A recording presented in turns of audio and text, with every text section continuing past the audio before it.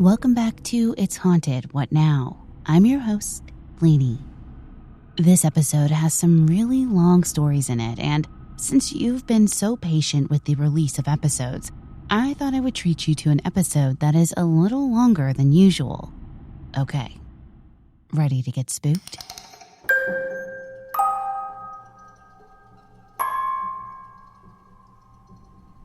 Destinee submitted her story that covers a 2-year time span. Now, the second I saw Old Farmhouse in her email, I just knew you had to hear it too.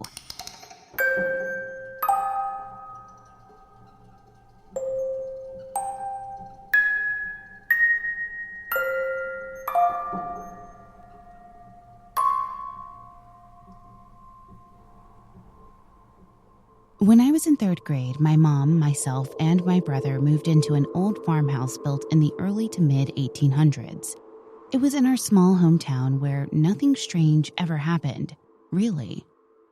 This house was situated by a cemetery and church, which my friends thought was creepy, and they even found the house to look creepy, but it was much larger than any other house we had ever lived in, so we liked it.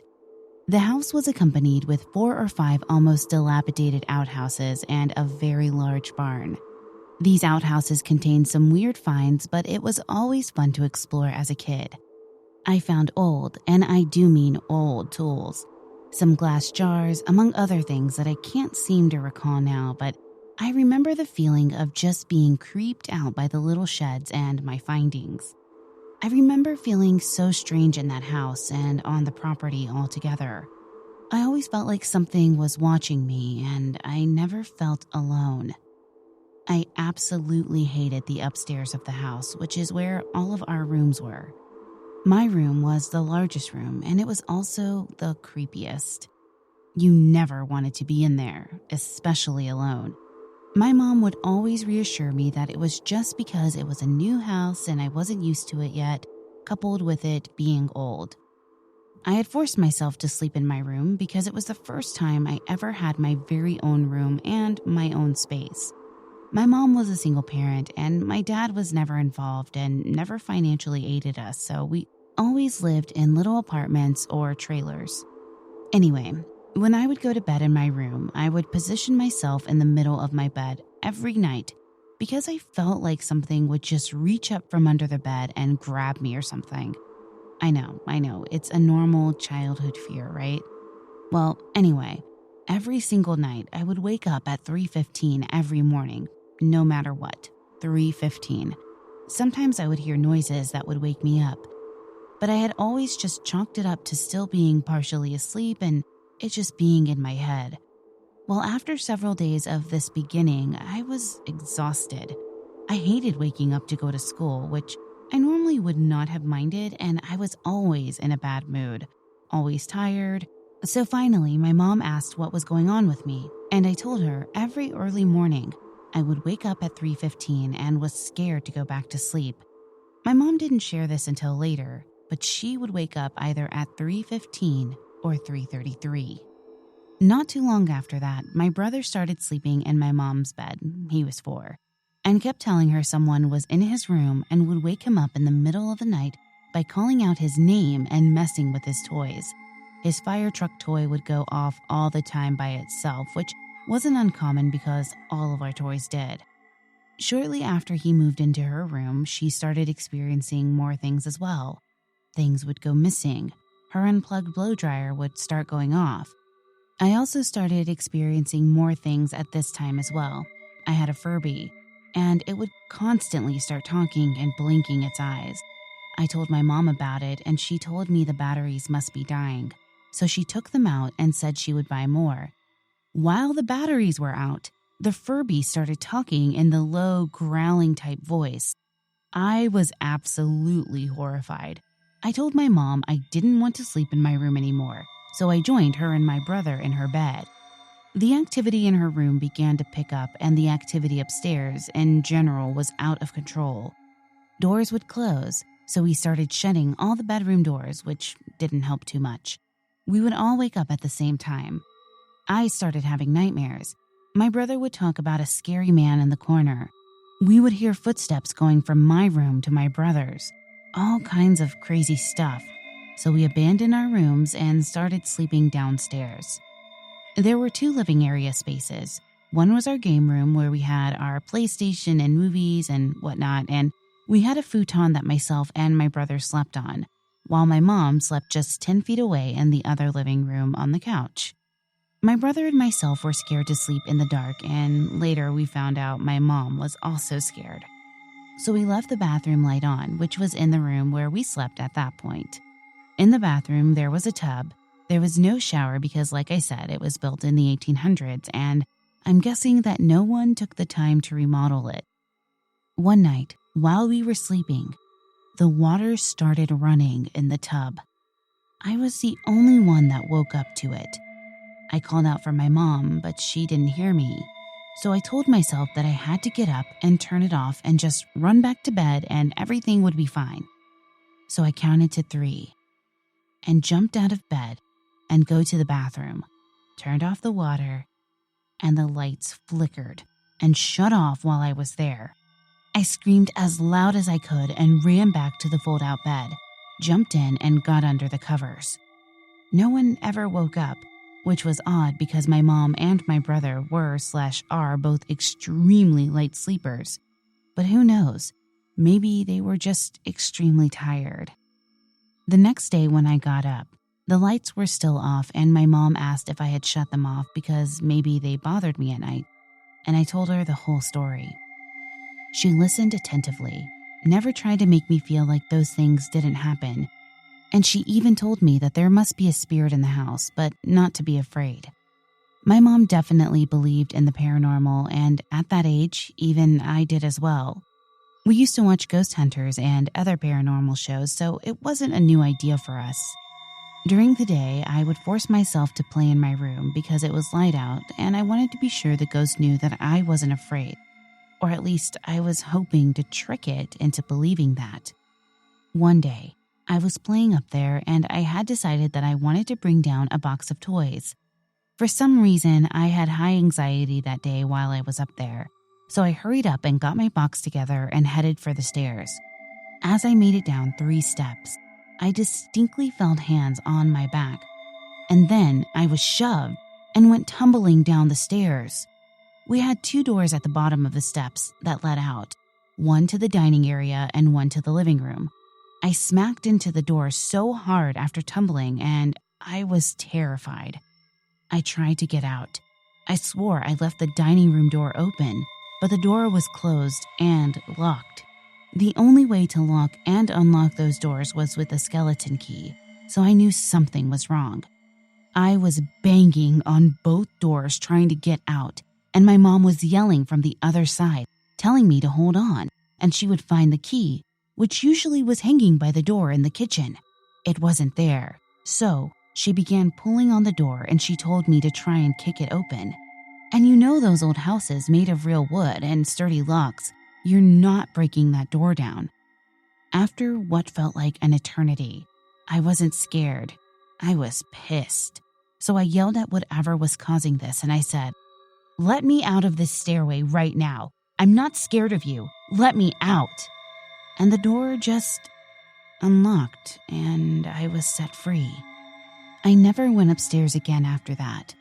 My mom ended up finding the skeleton key on the floor of the bathroom, which was nowhere near the kitchen, and locked the doors to the upstairs, so we were confined to the downstairs. After these events, my mom became unnerved. We all were on edge all the time, afraid of what would come next. As the time went on, nothing had happened for a few weeks.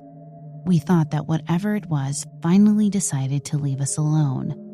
Then, small things started happening. Little items would go missing. Our TV would turn on by itself. Occasionally, little things would be moved from one room to another. Not horrifying things. Compared to what we had been through, this was acceptable. We could live with these things. But then, one night when my brother and I were sleeping, I kept feeling tickles on my face. I was partially asleep, so I would rub my face and go back to sleep. But then, I felt several on my face, and I heard the buzzing in my ear, and I woke up to literally, not hundreds, but thousands of ladybugs in our room. They were all over us, all over the blankets, the walls, the floor. They were everywhere. But they were only in that room, not the bathroom, not the living room my mom slept in, just that one room. Mind you, I woke up to this at 3:15 a.m. So my mom closed off that room, and we all slept in the living room with her. She slept on the floor, and myself and my brother shared the couch. The next day, they were nowhere to be found. Literally, not one single ladybug was in that room or anywhere else in the house. At that point, we didn't know what to do. I wanted to move, as did my brother, but my mom didn't have the money to move, and we would pay the same amount of rent for a 2-bedroom apartment as we would for this house. So we just dealt with it as everything came. The next few weeks were quiet, and then one night, while we were all asleep, I woke up to my mom shaking me and my brother, whispering, wake up, there's someone in the house. We have to get out, hurry."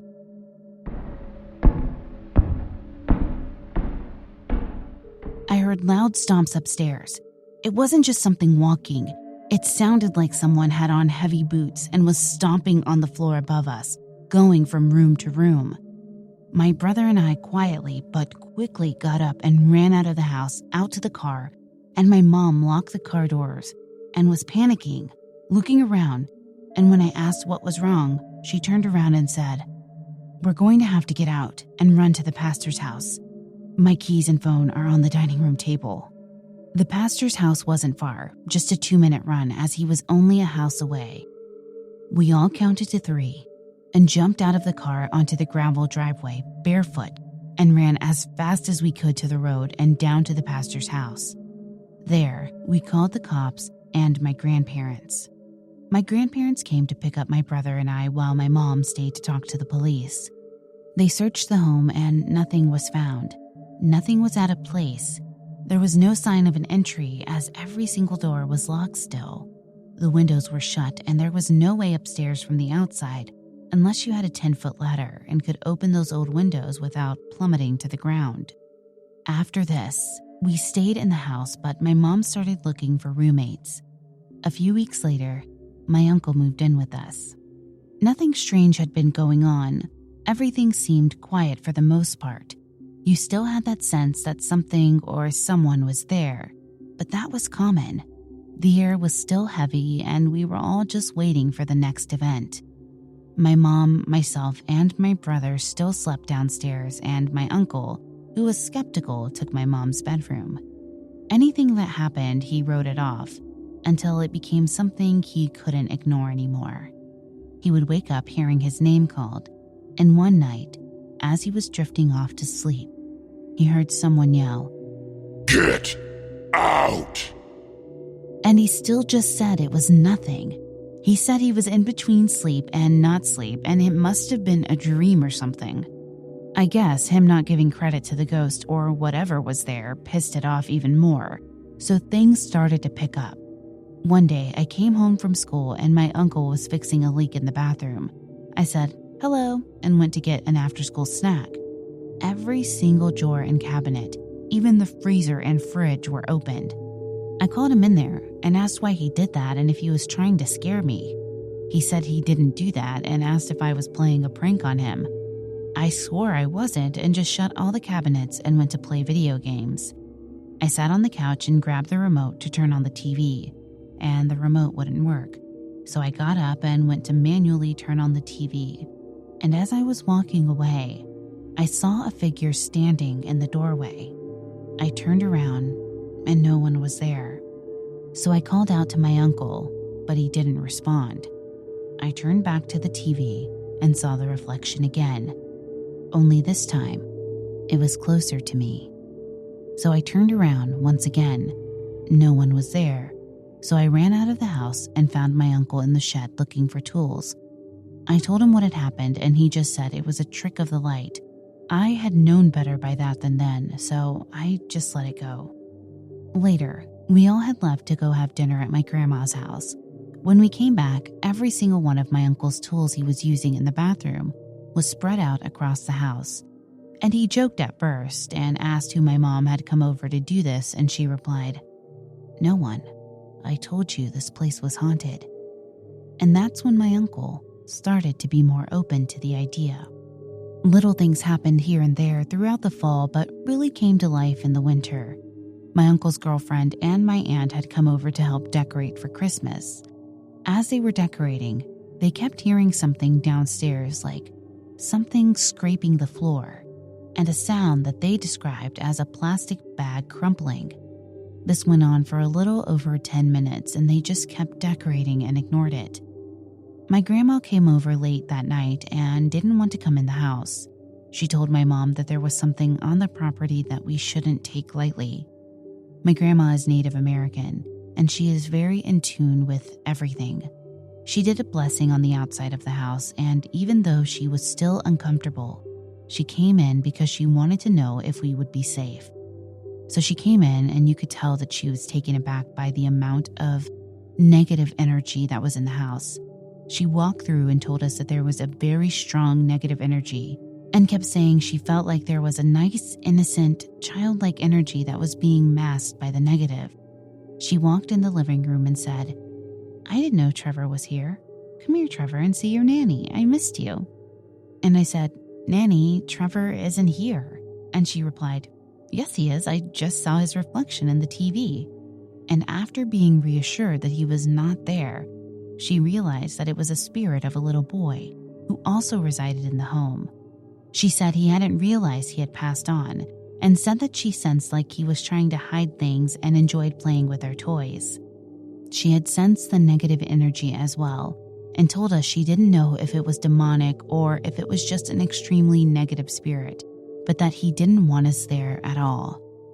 After this, my mom contacted some local paranormal investigators to see if they could catch anything on tape.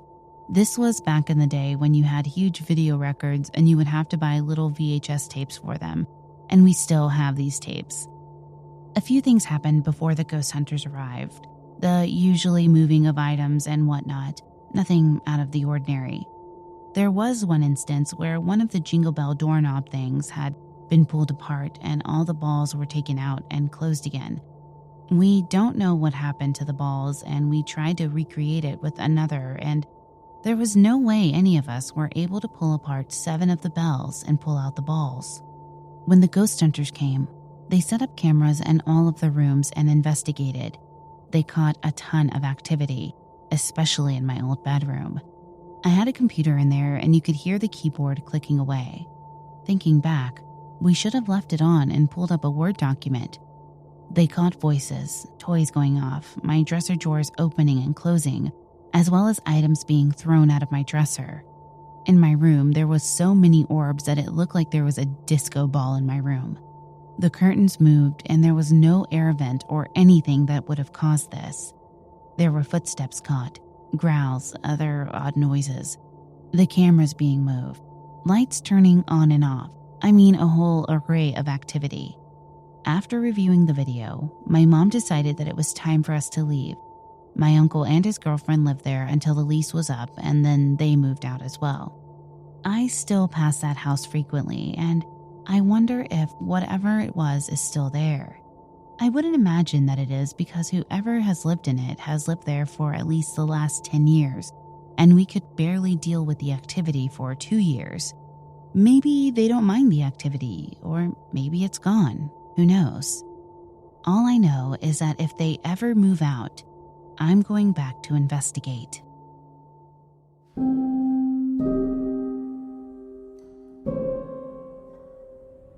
Destinee, you are on your own if you go back to investigate. Furbies are of the devil, and it's no surprise that one came to life. I swear they are conduits. Man, what a story. Thank you for sharing. Jack tells us about an experience that happened back in 2002 that will send goosebumps through our entire body. Oh boy.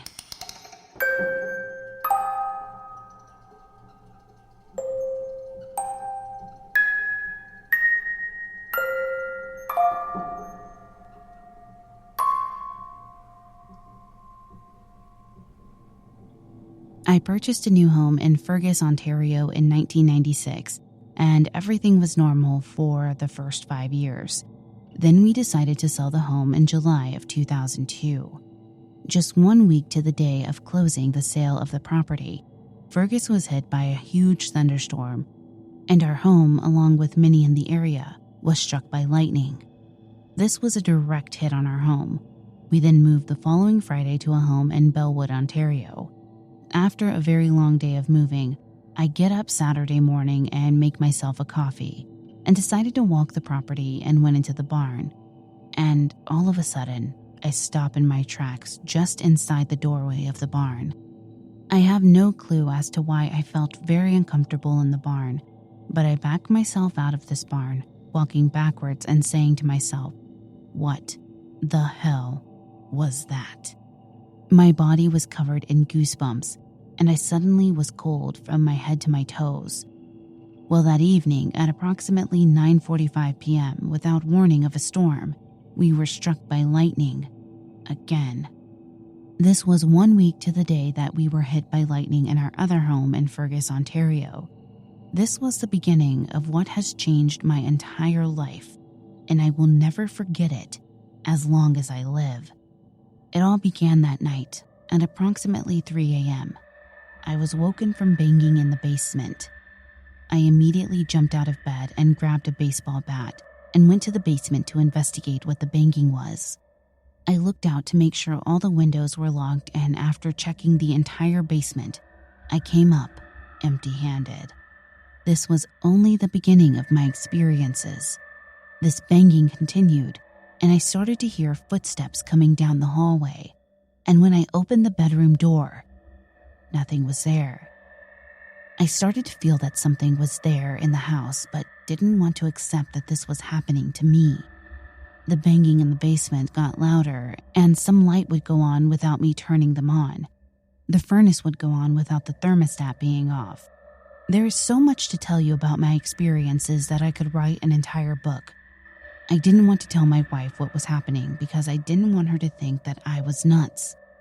After dealing with this for approximately 3 weeks alone, I decided to tell my wife, and sure enough, she asked me, "Jack, are you okay?" I replied to her, "I am perfectly fine." So I decided to ask her when she gets home from work at 2 a.m., don't plan on going to sleep, as I will show you what I have been dealing with. My wife gets home at 2 a.m., and I asked her to just lay in bed and don't make any noise, just listen. This was when I told her at 3:02 a.m., you will hear banging really loud coming from the basement. Well, sure enough, the banging happened, and she looked at me and said, "What the heck was that?" My response was, "That was nothing. Just wait, as you will hear footsteps coming down the hallway now." Well, again, I was correct, and the footsteps came down the hallway, and immediately after she heard the footsteps, I got out of bed and opened the bedroom door and said to my wife, "Nothing is here." My wife responded by saying that was one of our sons that was walking down the hallway. I said to her, "Look at our sons. They are still sleeping in the same position that they were in before." Their ages were 5 and 7, and the footsteps sounded like a much heavier person. Then I asked my wife to return to our bedroom as it gets better. She asked me, "What do you mean?" I responded, "Just come in the bedroom and you will see what I mean." I told her what you will hear this time is someone walking down the hallway, and then you will hear and see the door handle on the bedroom door wiggle. She looked at me and said, "You are nuts." Well, she went along with me, and sure enough, the footsteps started coming down the hallway, and then the door handle wiggled. The moment I saw the look on her face, she confirmed that I was not going crazy and that this was really happening to me. I immediately jumped out of bed and opened the door, running down the hallway screaming, "Get the F out of my house!" Then all of a sudden, I came to the top of the stairs that led down to the basement and heard this huge bang and crash that sounded like an explosion. It stopped me dead in my tracks, with my wife banging right in the back of me as she was running behind me. She looked at me with the biggest, scariest look in her eyes and said, "What the F was that?" I looked at her and said, "I don't know, but I'm going to find out." I then went down to the stairs to the basement to look, and what I saw was my son's toys were covered from one end of the basement to the other end. It looked like an explosion as my son's toys were everywhere. This story has much more detail, and I would love to share my experiences with you.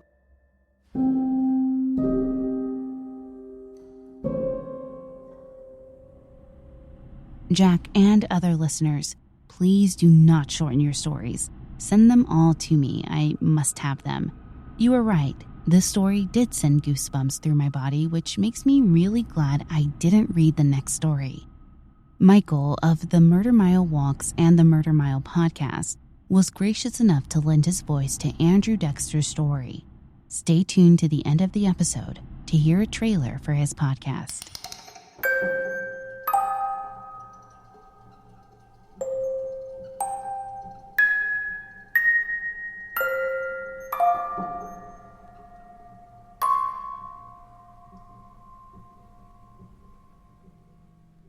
My family and I lived in a large property called Gladstone Villa in the former mining town of Bargoed in the Caerphilly County Borough of the South Wales Valleys in the UK.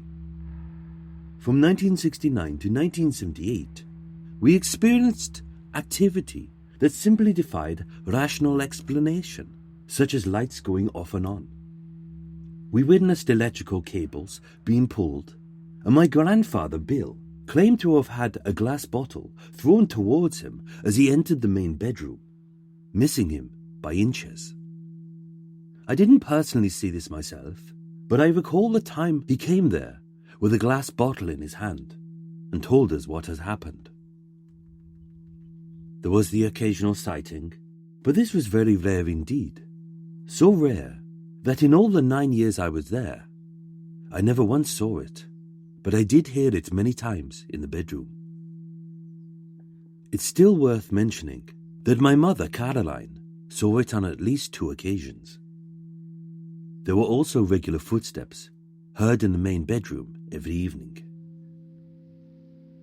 Sometimes, during the day, when we'd be downstairs watching the TV, one of us would turn the volume down to hear it more clearly, and my grandfather Bill would point to the ceiling and say, "He's by there, and he's by there now," trying to make out where the footsteps were coming from. There were 5 members of the family that were living in Gladstone Villa.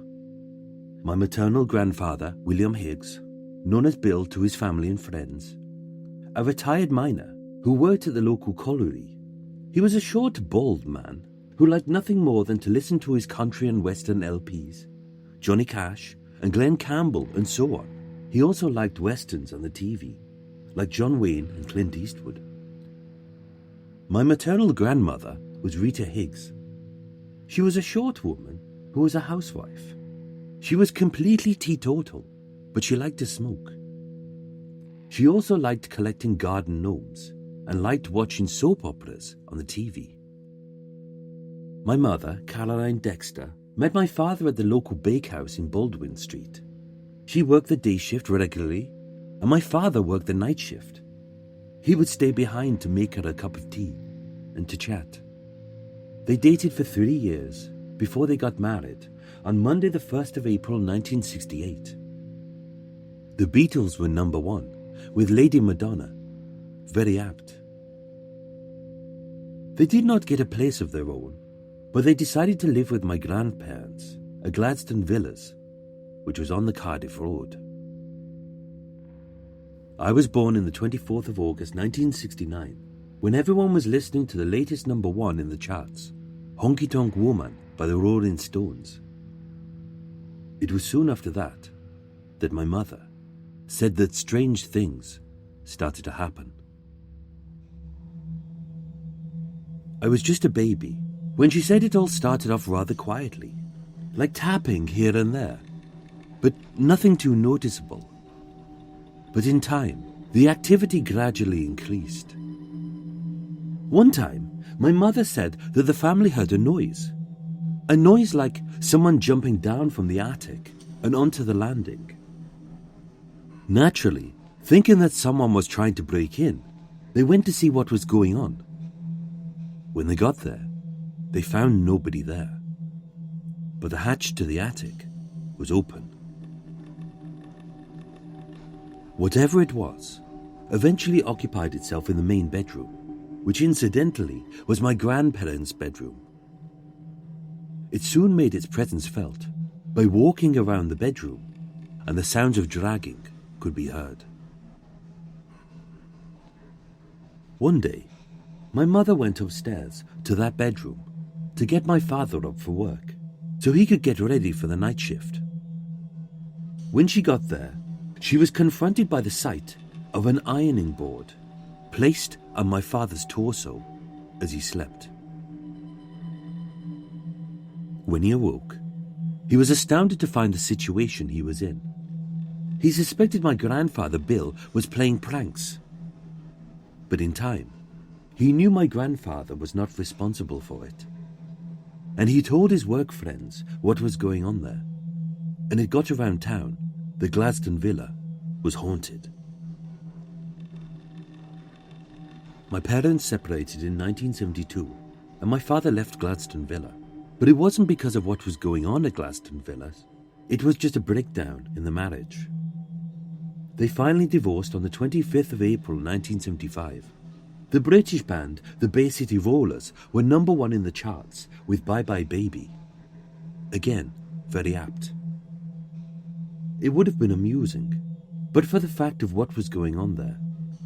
I was barely 2 years old, so I have no memory of my father living at Gladstone Villa, but he would come to see me every Saturday to take me to see my paternal grandparents and to the local cinema. Great times, even though the paranormal activity still continued. As I got older, I too witnessed the activity myself. I saw the poltergeist activity for myself. I saw the electrical cables being pulled by unseen forces. I saw the lights going off and on. And when my grandfather Bill would play records on the Sunday, as the family did the dinner, it would turn the music off. It took exception to the British band Slade and any religious TV shows that my grandmother Rita would watch. The local police were involved. I remember them popping their heads into the attic, hesitating and not going in, but they suggested it was my father playing a prank on the family. A family friend, Mrs. Ivy France, as she was more of a friend to my grandmother Rita. She was very skeptical when my grandmother told her the Gladstone Villa was haunted. I can still remember Ivy going into the main bedroom, looking around, and saying it was the vibration of the traffic outside causing it. But she was soon to change her mind when she experienced it for herself. It was then that she suggested the local press and a medium. The medium was John Matthews, and when he came to Gladstone Villa, he started by asking the family questions. He then began by challenging the spirit to perform by knocking on the ceiling. And sure enough, it responded by knocking back at him. At some point, John went into a trance, trying to make contact with it, but he failed to get a name. He later confirmed the obvious, that there was indeed a presence there, and it was an earthbound spirit, and that it had unfinished business. A priest by the name of Graham Jones was called to Gladstone Villas. He blessed the property. He said a few prayers, and he duly left, and it was quiet for a few short months after that. No incidents, but it did return, and with a vengeance, as this time it decided to show itself. One evening, my grandfather Bill, my mother Caroline and I were watching television. My grandmother Rita was reading a book, when all of a sudden my mother just so happened to look to the left, and she saw the full, solid figure of a monk standing by the doorway. We did not see this, as we were otherwise occupied, but she later described it in detail as a monk in a typical brown habit, complete with a hood over his head, so she didn't see his face. It sounded very much like a 16th century Benedictine monk. Fred Davies was a friend of my grandfather Bill. They worked together at the local colliery, and he would visit most evenings. Fred was a slim man who would wear a flat cap and glasses and smoked homemade cigarettes that hung from his lips as he spoke. He would sit in his favourite chair by the open fire and would talk to the family and watch TV with us. One day, Fred was with us in his usual place by the open fire. I was quietly playing with my toys by the sideboard. It was quiet, when all of a sudden there was a very loud bang. It was so loud that Fred ducked his head, and I ran to my mother for comfort. When it was quiet, we all went upstairs. My grandfather, Bill, would always be the first, and I would be the last. When we got to that bedroom, we found nothing that could account for the noise. Fred later told us that he ducked his head as he thought it was going to come through the ceiling. Fred told us of another experience he had at Gladstone Villa. My grandfather Bill liked to look out of the landing window that overlooked Cardiff Road and into Bargoed town centre. This time, Fred joined him. He said he felt something brush past him, but when he looked, there was nothing there. The most frightening experience I had was when I was alone in that particular bedroom. I made sure that the light was on. It was very quiet. I was lying on the bed, facing the window that overlooked Cardiff Road, when I suddenly felt something heavy pounce on the bottom of the bed. I heard the bed springs go, just once, and I felt the bed bounce. I didn't look straight away, but when I did, there was nothing there. I went down the stairs to tell my family, and we all went back up. We saw distinctive paw marks on the bed, like that of an animal.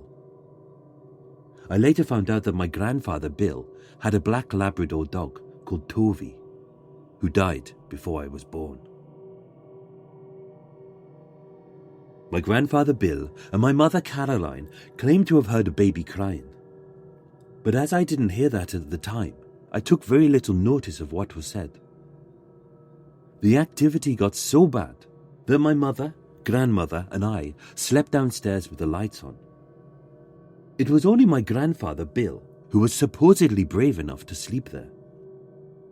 It was then that he himself had yet another experience. He told us that he was lying on the bed when all of a sudden he couldn't move. He couldn't even shout out to us to help him. This could well have been sleep paralysis, but he said he heard something in that room with him. My grandmother Rita had her own experience. One day, she went upstairs into that room to get my grandfather up, when she saw the boiler door open wide by itself. She didn't stay there to see what it was, but she rushed out of the room. Another occasion, she said she had the sensation of something pulling her from under her foot, like she had stepped on his gown. We had a ghost for so long that my grandmother Rita gave it a pet name. She called it Johnny, and my grandfather Bill would shout out that name to provoke a reaction, but nothing would happen. Ivy Francis's son Charlie got to hear about what was going on at Gladstone Villa, and he came along with some friends, and with my family's permission, they went into the bedroom. It frightened one of his friends, and to this day, one of his friends still says it was a spooky place. My mother, Caroline, had an operation on her toe and ended up on crutches to support her. The local nurse would tend to her foot. My mother was sat on the chair when the nurse came this day, and as the nurse knelt down to tend to her, she told my mother not to hold her. My mother looked at Grandmother Rita in amazement, as she was not holding the nurse at all. My mother made her own conclusions that it was Johnny, the ghost, that was holding her so as not for the nurse to hurt her. The only time I heard the ghost being vocal was a time we were all in the room.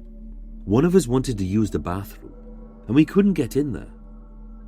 My grandfather, Bill, said, "He's behind there."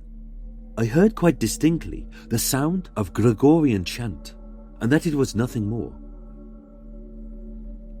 We left in the summer of 1978, and 2 local businessmen bought the property, and Gladstone Villa was eventually converted into a small hotel. Its name changed to Reds Park Hotel. On the night before we moved, there was one final incident we experienced, as if it knew we were going, and that was its way of saying goodbye. My mother, grandmother, and I got ready to go to sleep. The light was still on, and then we heard the doorknob turning, as if someone was trying to get in. At first, I naturally suspected my grandfather Bill, as he was the only one who slept upstairs in that room, and we thought it may have been him playing a prank. I called out to him, but there was no answer. No laugh that would give him away. We then heard our belongings that we'd packed in the hallway being thrown around. The next day, we asked my grandfather Bill if it was him playing a joke. He insisted it wasn't, and to this very day, I believe him. I had my 40th birthday at the Reds Park Hotel in August 2009 for old time's sake, and it was the female staff that told me about the ghost, and I told them about what had happened there 30 years before. The staff told me of their own personal experiences. Lights going off and on, the odd sighting in room 5, a bride in white was seen, and again, as with claims of a baby crying that made no sense at all. I did a thorough research of the property and the Cardiff Road area, and I found some very interesting things indeed. I found out from the Bargoed Library and the local newspaper archives the Gladstone Villas dated back to 1900, and it was named after the former British Prime Minister, William Gladstone. I discovered the previous people that lived there.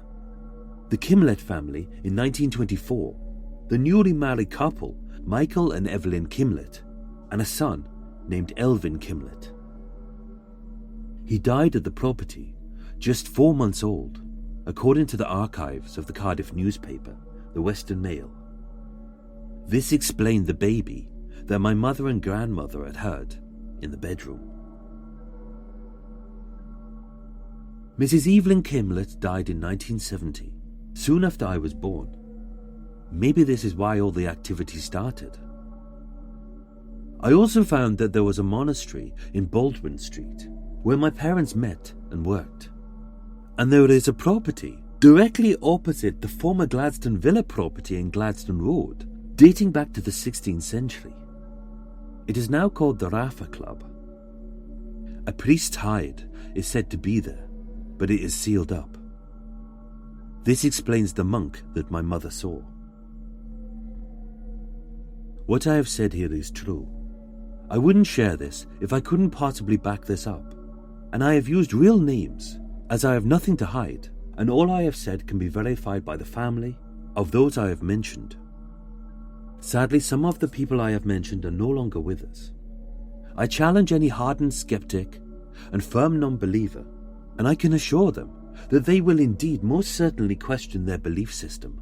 Of this I have no doubt at all whatsoever.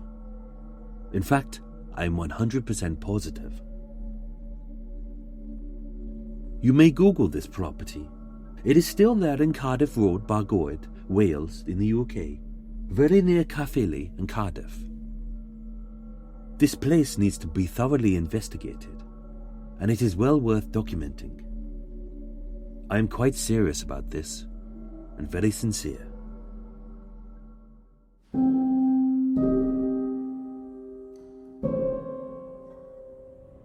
Wow, I am always amazed that these houses exist.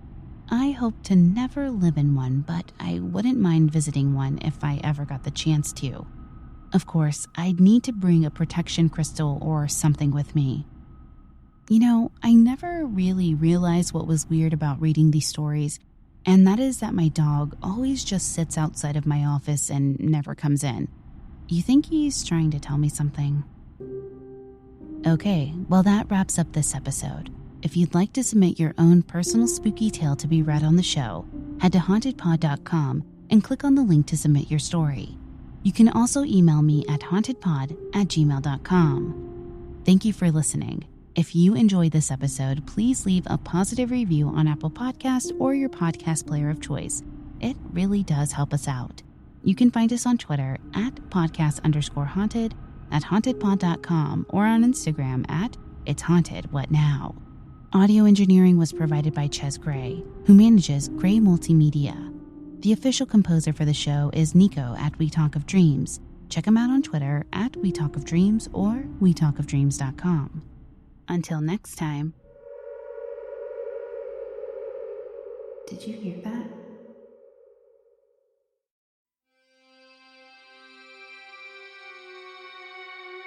If you're looking for something different, Murder Mile covers the untold, unsolved and long-forgotten murders in London's West End. It's researched using the original police investigation files, it's presented as a dramatisation, and it focuses on the victims' lives in an honest, detailed and sympathetic way.